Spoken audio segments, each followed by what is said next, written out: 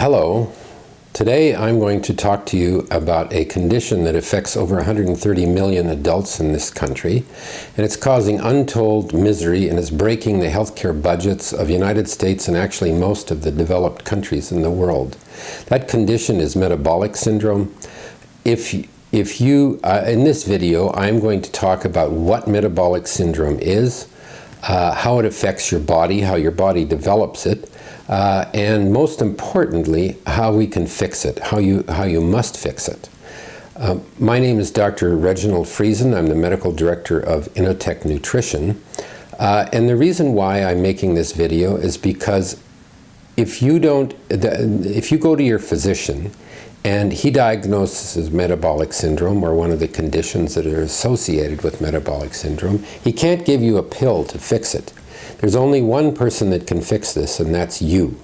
You have to understand what you have. You have to understand what is happening to your body and how you can reverse this, because what it takes is a dramatic change in your lifestyle and specifically your diet in order to fix this problem.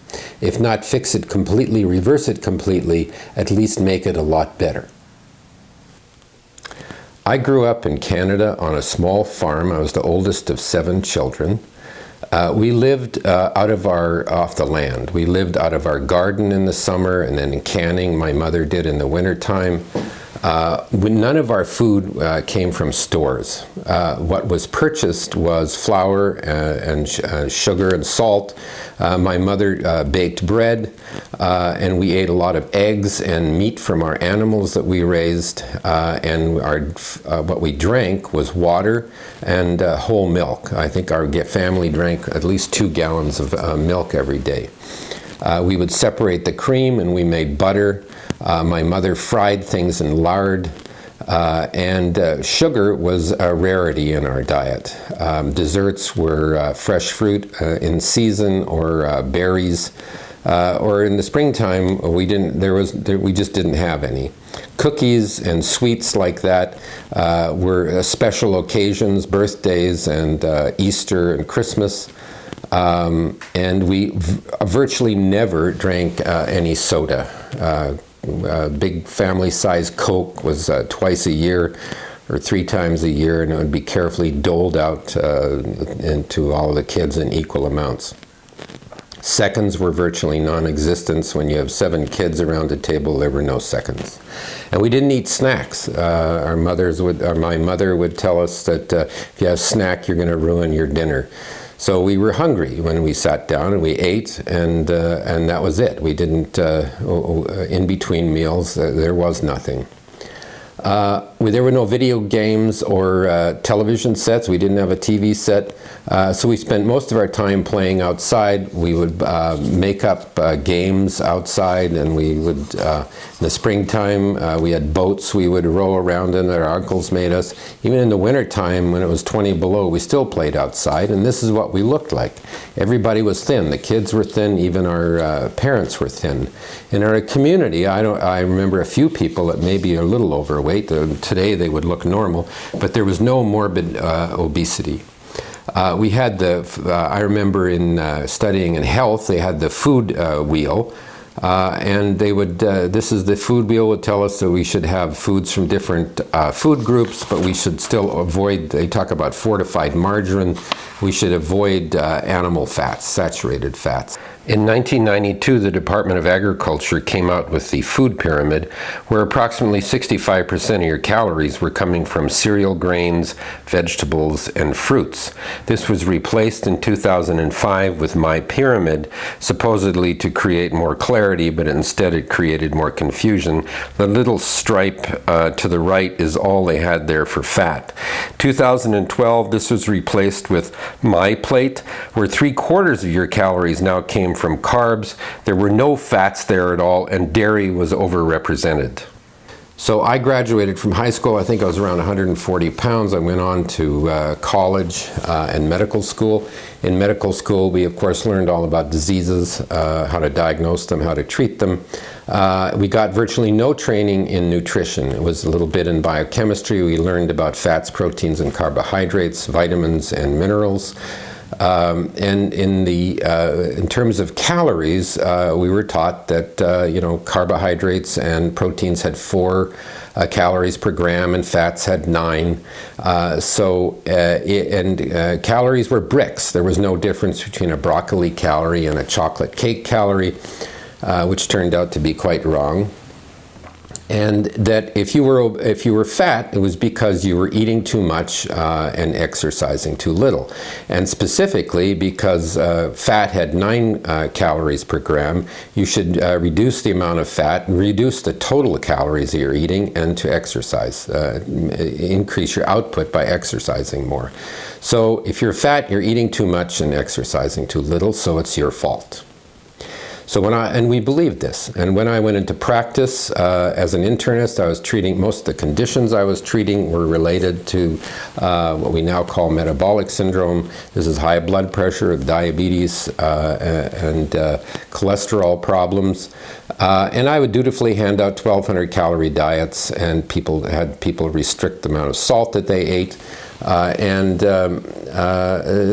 that time in the 80s, we had the different diets. We called them fads. It was Ornish, Pritikin, Atkins diets, and there were various combinations of the fats, proteins, and carbohydrates.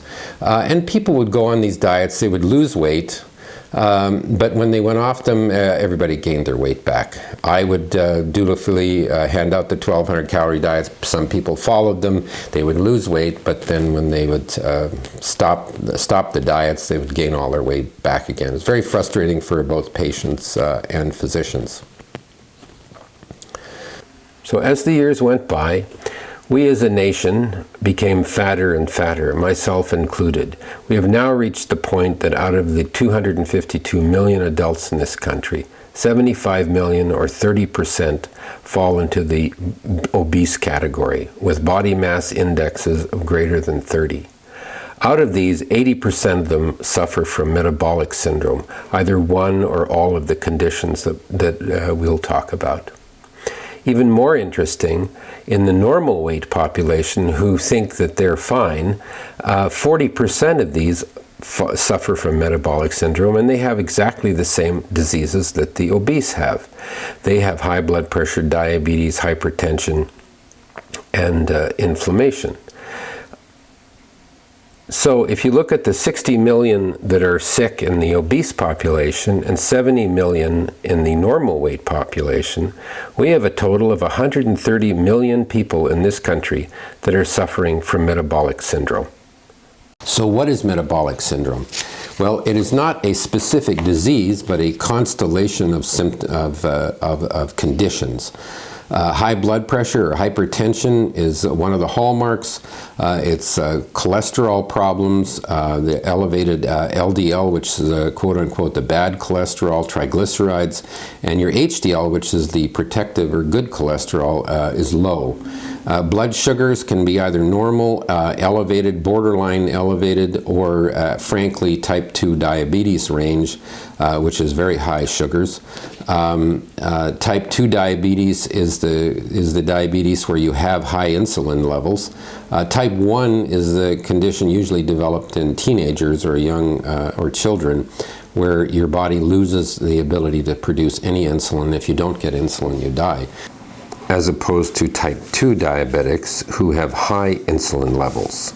Number 4 is the abdominal or visceral obesity. This is people have normal looking arms and legs or slightly fat, but they have a very large abdomens, and that's because the fat is accumulating in their organs and around their organs inside, and this is a bad fat that leads to the problems. And the 5th thing is inflammation. And this is probably what causes most of our vascular disease leading to strokes and heart attacks. So before we go into specifics on metabolic syndrome, you need to understand basically 5 hormones.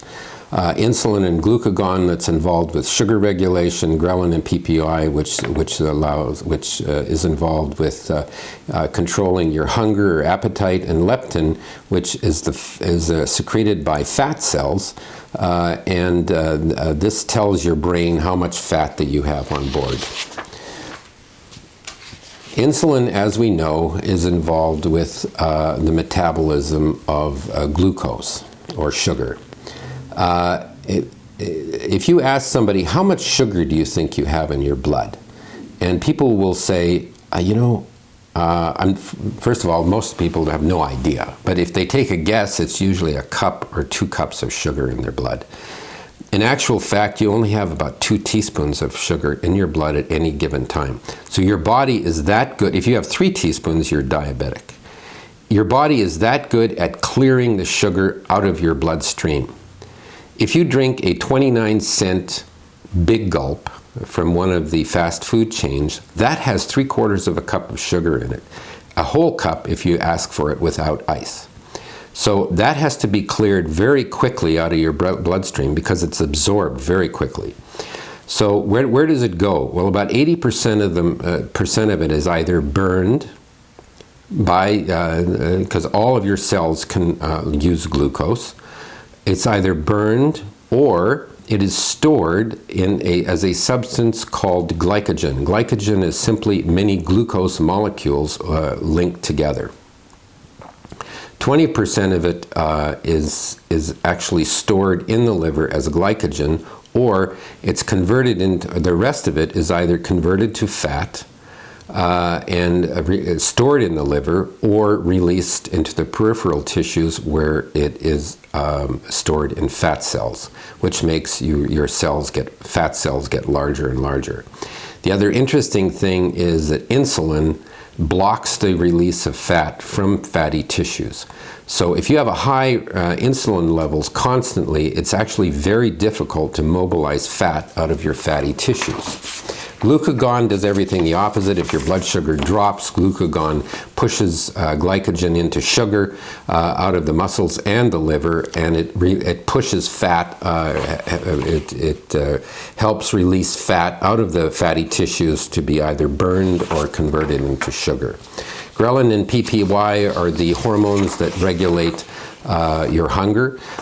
If you're hungry and you eat a large meal, ghrelin is released very quickly by your stomach and upper intestine, and it tells your brain, hey, I've got a full load here to deal with, stop eating.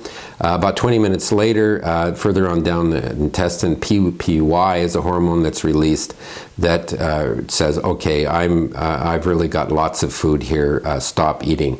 This is why even if you have a meal, 1 serving, and you're still hungry, if you wait for a few minutes, that hunger passes. It's because PPY is kicked in.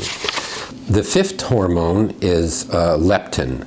Leptin is your fat barometer. It tells your brain, it's secreted by fat cells, and it tells your brain how much fat you have in your body. If you have a very small amount of fat in your body, your leptin level is going to be very low. If you have a lot of fat in your body, your leptin level is going to be very high. So how did we as a nation get so fat? Well, over the last 50 or 60 years, we have increased the amount of carbohydrates in our diet and reduced the amount of fat. And specifically, the biggest culprit was sugar. As the food industry removed fat out of all of the diet foods, they had to replace it with something, and what they did was they replaced it with carbohydrates, and specifically sugar. This is what's happened to sugar consumption in this country. We started out at very, very low levels in around 1820, and in fact 50,000 years ago they project that we only got about 2 to 4 pounds of sugar because the only access that humans had to sugar was ripe fruit certain times of the year, or if they stumbled upon a beehive full of honey. There's been a rapid increase in the amount of sugar being used in the last 100 years, and the primary reason for that is that sugar went from being a luxury to a commodity. It got cheaper and cheaper, and as it got cheaper, we ate more and more of it. It stabilized for a while, even during World War II. It went down a little bit because of rationing.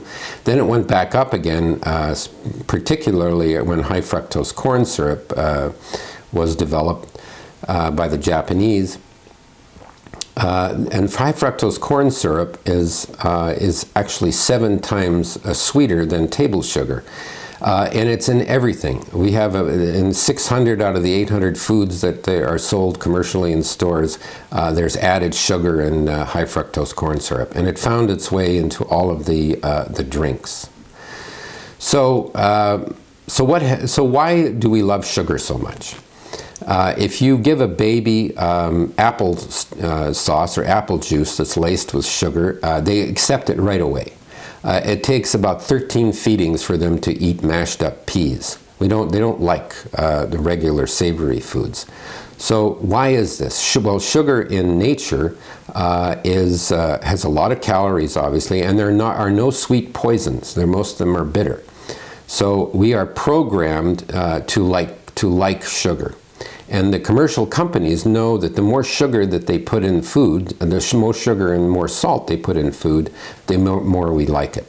So if you eat a large carbohydrate load or sugar, as I showed you in the insulin section, it is broken down very quickly, and the glucose is taken care of through the metabolism of the glucose. But fructose cannot be burned. You have to, the only way you can process it is the liver takes it up and it's metabolized through the same pathway as alcohol is, and all of the toxic end products that occur with alcohol actually occur with fructose as well, including release of a lot of radical oxygen species, which cause a lot of cellular and metabolic damage.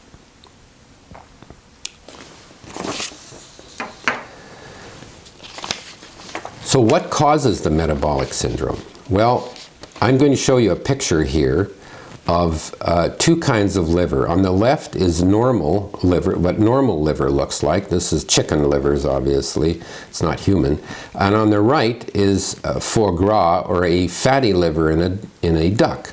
So how do we make ducks develop fatty liver? Well, what you do is every 2 hours you force feed them through a tube of a mash of carbohydrates, either with grain products or crushed corn. The liver swells up to 5 or 6 times normal size and is loaded with fat.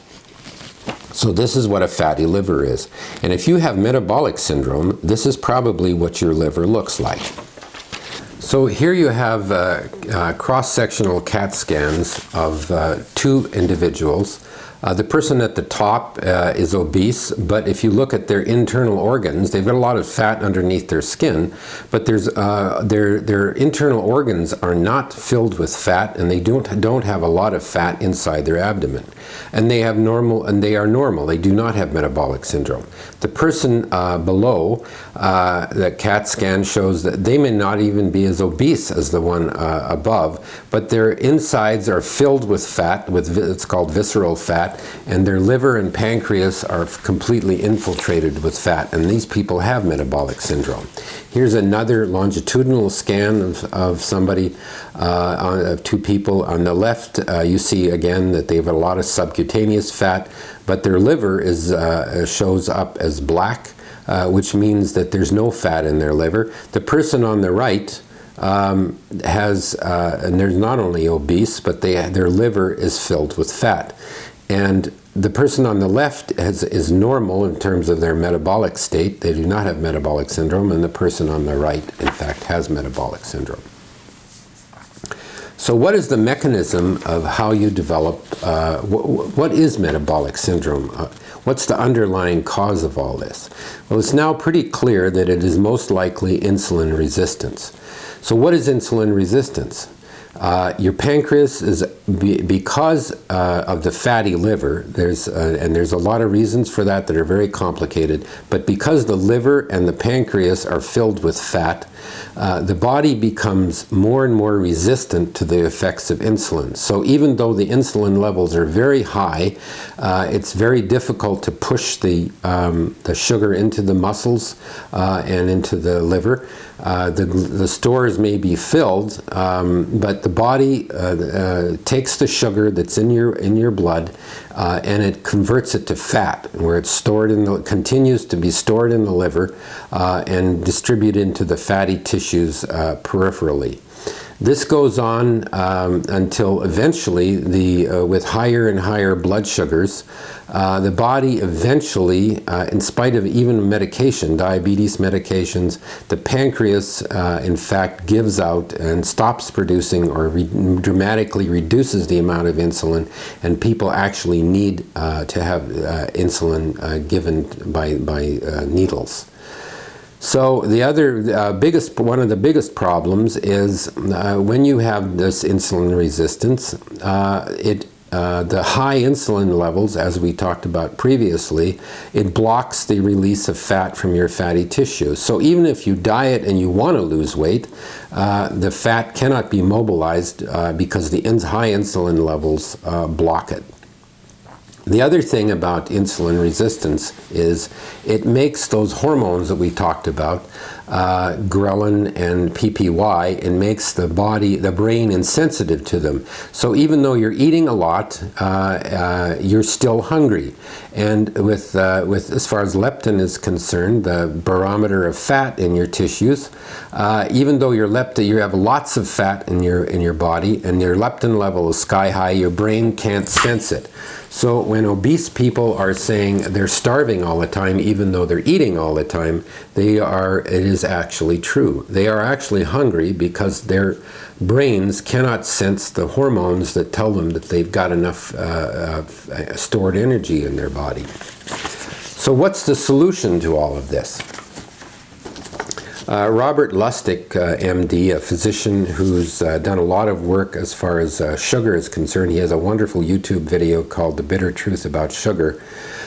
His group did a study where they took a group of teenagers who had metabolic syndrome, and on scans they had fatty livers, and they did before and after scans, and they followed them, putting them on a special diet where they did not lose any weight because they maintained their calories on a daily basis, but they removed all sugar and fructose from their diet.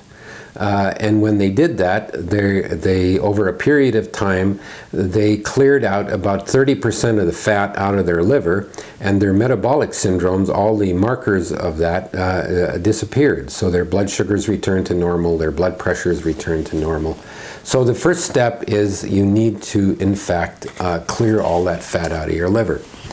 So how did I do it? I went from, I started out 2 years ago with a weight of 225 pounds, and I went on the ketogenic diet, and my weight fell fairly precipitously over 3 or 4 months.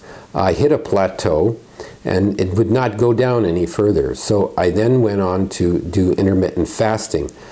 Jason Fong, MD, was a physician in Toronto, has an excellent group of lectures on intermittent fasting, and talks about the pros and cons of intermittent fasting. But one of the biggest things is it again fires up your metabolism. You remain on the ketogenic diet, but with the intermittent fasting, your weight starts to fall again. And what I found is my weight went down to in the 180s. I lost basically about 37 pounds.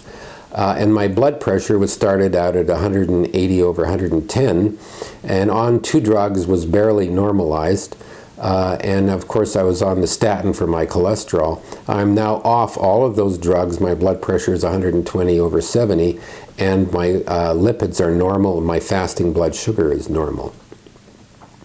So in the next video that I'm going to do, I'm going to explain what the ketogenic diet is, because many people say, oh, I'm keto or I'm on the ketogenic diet, but they don't actually know what that means. So I'm going to explain that in detail, and I'm also going to talk about the pros and cons of intermittent fasting and how to do it. So this is going to be a very simple how-to video in order how to do this. But if you do this and you clear the fat out of your liver and your abdomen, those problems with the metabolic syndrome will either certainly improve or actually go away completely. So until then, thank you very much for your attention.